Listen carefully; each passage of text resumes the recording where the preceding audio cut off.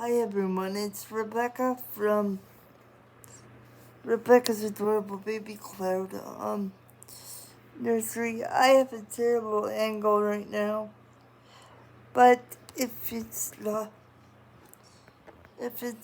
raining where you are, it's raining where I am. So all 7 babies are resting in their bassinets, but they're still awake, so I'm gonna do Sleeping Beauty with them from Audible. Alexa, read Sleeping Beauty from Audible.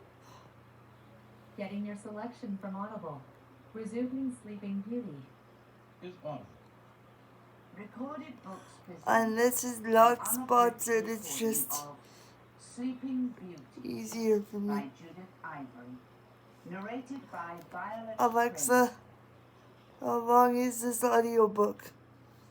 Sleeping Beauty by Judith Ivory. This was Alexa, copyrighted. how long is this audiobook? Sleeping Beauty by Judith Ivory. 28 by Judith Ivory. This recording is copyrighted 2001 by Recorded Books.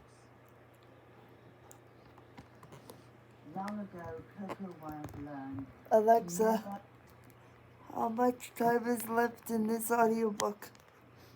There's 43 minutes left in the chapter and 11 hours. 11 minutes left in this title. a man's kiss to move.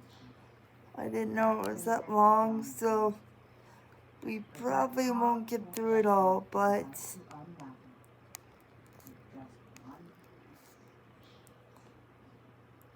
And now, Alexa, volume up. Sleeping Beauty.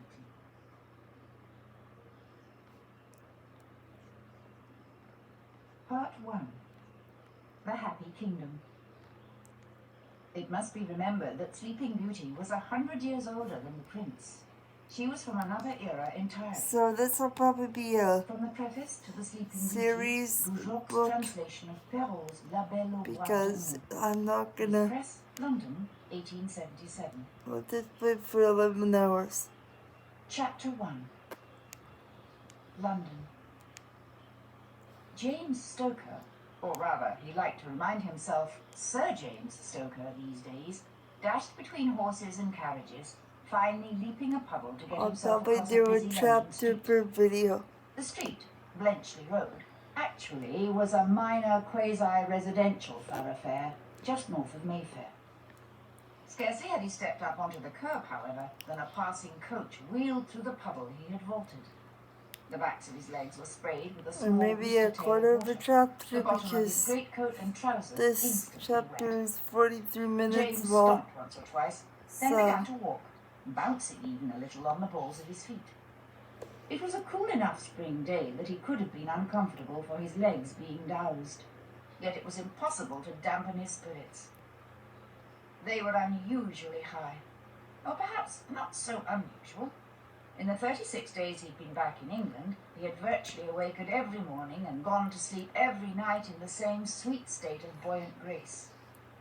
Around the clock lately, he was so or cheerful maybe we he could hardly do knew a what to do with reading himself. group with our reborns. He was slightly amused So with if his state of mind. anyone A fairly sophisticated has man, read he found it Sleeping all but Beauty intuitive to go and around with a stupid grin on his face. wants to comment The on the truth was first quarter that of his this life was going chapter, unreasonably well, please and it comment had gone in so the beastly comment rotten for section so down bloody long below. that he knew to appreciate good fortune when he stumbled into a little. He had stumbled into quite a bit, in fact. For one, he was alive. Something he would have bet And let money me a know month what you ago do on wouldn't rainy be the dark case. days with your He had new reborns. living arrangements that were some of the most comfortable he had ever known, in an architectural marvel built by an English king 400 years ago, and rooted in more tradition and pure solemn Englishness than just about anywhere else on earth. And nothing could be too English for James, who had never thought to see his beloved homeland again. Moreover, he had arrived in his country a hero, Queen Victoria herself knighting him 3 days ago. He had gleefully signed his name this very morning, Sir James Stoker, K.B., the Order of the Bath, no minor or courtesy knighthood. The Queen had been quite sincere in her appreciation. Beyond this honour, he had stepped into a host of more minor and more remunerative Alexa, ones. how many more minutes left in this chapter? There's 40 minutes left in the chapter and 11 hours. 8 minutes left in this title. Within the last month, he had been appointed to a generously endowed stipend, honoured with 3 different prizes, and being voted in as the Vice Provost of his college at Cambridge, making him the youngest Vice Provost at All Souls College in more than 100 years, which also accounted for his wonderful living arrangements.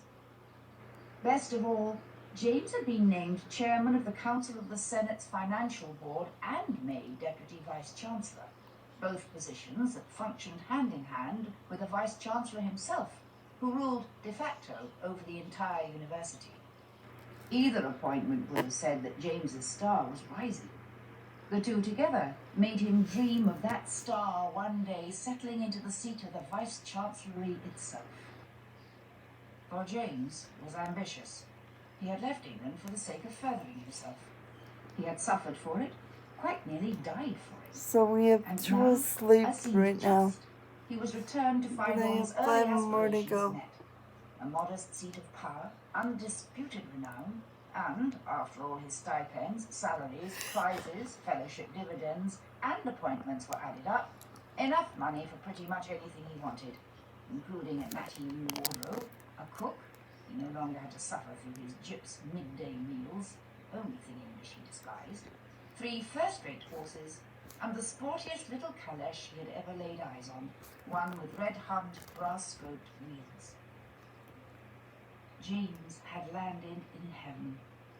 Or on earth, with his soul bartered to his eye teeth, he wasn't sure. In any event, Carpe Diem didn't even begin to express his attitude. He spent his new wealth enthusiastically and sopped a little away. He imbibed his fame, blushing, basking in it. He lived off jubilation till most days he felt all but drunk from it. Presently, James hummed lightly to himself as he scanned house numbers along Blenchley Road, looking for the address he had been given. He stopped at the sign that read, Mr. John Limpett, dental expert, gentleman's barber, and notary. Limpett's shingle hung from beneath the overhang of a simple 2-story house. Here was the place. James went up the steps of what looked to be a 2-story home in good care, freshly painted, clean window panes, flower boxes full of red geraniums beneath the windows. The door handle was bright tinted brass, as was the knocker with which he rapped. A squat, squarish woman admitted him, conducting him to a waiting area with apologies. The good Mr. Limpett was with another client. Victim, James thought, for he could hear the faint grind of a dental engine. The dentist's schedule was running late. James found himself in a small anteroom, a former sun parlour perhaps. He shrugged out of his coat. The room was warmed by afternoon sun, not stuffy, but clear and comfortable. He took a seat on the window bench. It was a congenial room, with chairs along its circumference. One wall was covered with miniatures. There must have been 50 of them, placed in a pleasing disorder, all of flowers. From a distance, they didn't look too Okay, bad. everyone, so I'm Possibly gonna the stop result of it there talent. for now. And It I'm was gonna then put qualitative like that James community saw He nodded to a woman chat who too, was so She let out a soft, hiccuping sob. thank you for watching, and She we nodded, will then waved continue a wrinkled this handkerchief, shaking her head. in our next story time. And this is Sleeping Beauty. Since that seemed to be what she wanted. Examining the wall So I'll of be miniatures looking again, forward then to a your vase of answers carnations set into a bookcase. to the But the community woman's tab smiles made him questions. turn back.